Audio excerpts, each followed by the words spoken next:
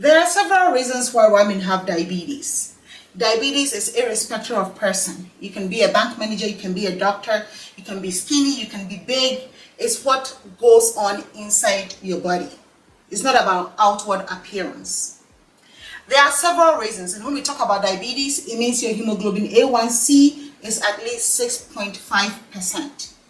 The hemoglobin A1C being 6.5% should tell you that your body, the hemoglobin that the oxygen sits on to circulate throughout your body, glucose is sitting on it and is saturated to 6.5%.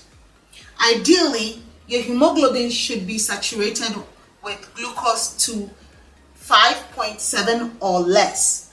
That is a normal good state. That is how your body is designed to be, to function in homeostatic, like a balance level. That your hemoglobin A1C should be less than 5.7%. But for some reason, when the sugar in your body is so high over a period of time, and more sugar gets attached to your hemoglobin, it raises up that number and causes 6.5 or more percent of your hemoglobin to be saturated with glucose. When that happens, we say you are diabetic because you have too many hemoglobin saturated with sugar. This situation can happen when insulin secretion in your body is deficient, that is, the secretion is impaired, or when there is insulin insensitivity. Insulin is secreted by your pancreas. In fact, the beta cells of your pancreas secrete insulin, and is the only known hormone that is capable of decreasing the amount of sugar concentration in your body. And the hemoglobin A1C test is the gold standard to tell whether you have diabetes or not, because it gives a view of how your sugar has been regulated for over 2 months. Too much sugar concentration in your body, too high concentration of sugar in your body causes damage to your organs. And the damage is such that it's even at the microscopic level before you even realize it. Too much sugar in your body over time will damage your kidneys, will damage your liver, will damage your eyes, will damage your nerves. It can give you a big wound on your foot. You won't even know that you have a wound because your nerves are not working the same and are not sending signals to your brain the same because the sugar damaged it. You could have eye problems where you may not be able to see. Therefore, sugar control is very, very important. In a situation where you are diabetic because of insulin deficiency or because you have insulin insensitivity, imagine your body as a factory. Imagine the food you eat into your body as fresh materials coming to the factory to be worked on. And imagine insulin as the workers in the factory. In a situation where you have insulin deficiency, what happens to your body being that factory is that the raw materials are there, but there is no workers. So raw materials are delivered to the factory. As your body, you eat, meaning you eat sugar, you eat carbohydrates, you eat protein, which requires insulin to work on it, which would be the raw materials in this analogy.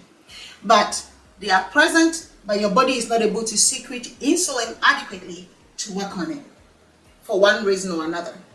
It could be several conditions. It could be aging, it could be too much fat around your liver, it could be too much fat blocking the gland, that is the pancreatic gland. It could be several things. It could be genetic factors putting you at risk for that insulin deficiency, where your body is not able to produce adequate insulin, even though the food is entered into your body. So the raw materials are present at the factory, but there are no workers to work on it. Meaning, when the food gets in your body and gets into your blood, insulin is what opens your cells for the sugar to go in to generate energy in the form of ATP for you to use.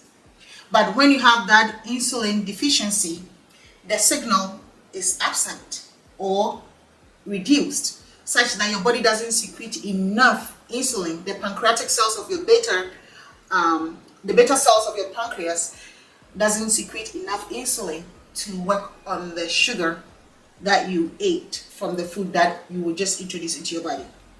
And thinking about the insulin decreased sensitivity in that same factory setup example that I used earlier, when you consider your body as a factory and you consider insulin as the workers and you consider the food that you eat in your body as the raw materials, in this scenario, the workers are there, the raw materials are there, but for some reason, the workers are not seeing the raw materials to work on it to produce the final product for the factory. So that is the two reasons why people become diabetic, especially for their late onset, which is the adult onset diabetes. It's either the insulin deficiency problem where the body, when you eat, doesn't sense that food is in your body, and the beta cells should secrete adequate amount of insulin to work on it, where your beta cells are not healthy enough to secrete adequate amount of insulin. And then the second issue, which is the decreased insulin sensitivity, is where the insulin is secreted, the food is in your body, but for some reason there is a disconnect between the insulin and the food. Three main signs to tell you if you're having too much sugar in your body, early detection that you can monitor yourself at home to see if you are a diabetic or not, is to monitor how frequent you are drinking water. It's called polydipsia. You get thirsty easily because your body is saturated with sugar, and your body always desires a balance. So it will cause you to drink more water to neutralize that sugar. So we call it polydipsia, where you drink a lot of water frequently throughout the day. And then the second is polyphagia. Remember how I said insulin is secreted, but it's not able to connect with the food that you ate? So the high level of insulin will cause you to eat more food because your body and the food that is already in your body is not in sync. So the high level of insulin will cause you to eat more. So it's called polyphagia, where you keep putting food in your mouth because that insulin in your body is doing its own thing, and the food that you already ate that needs to be worked on is also doing its own thing. It's just like a married couple, the man doing his thing, the woman doing her thing, and they are not connecting. So the high insulin already in your body to work on the sugar that you ate before is not doing anything, and it's causing you to eat some more, so you will work on the sugar. But then there's a disconnect. So you end up eating, and there is no working on that sugar. That is the second one, which is called polyphagia. And the third one is polyuria, where your body feels like it needs to get rid of the sugar, so it will cause you to pee. You frequent the bathroom multiple times in a day in an attempt to get rid of the sugar. It's your body's natural way of protecting you, getting rid of the sugar. So remember these three signs. When you feel like you're always hungry and eating, which is polyphagia, and when you feel like you need to drink a lot of water because you're always thirsty, your mouth is dry, it's polydipsia. And when you feel like you need to use the bathroom frequently than necessary, that is polyuria. Should be a sign to tell you that something is wrong with your body, there's something not right, and you need to run to the clinic, to the lab, to check your hemoglobin A1C to make sure that you're in good standing.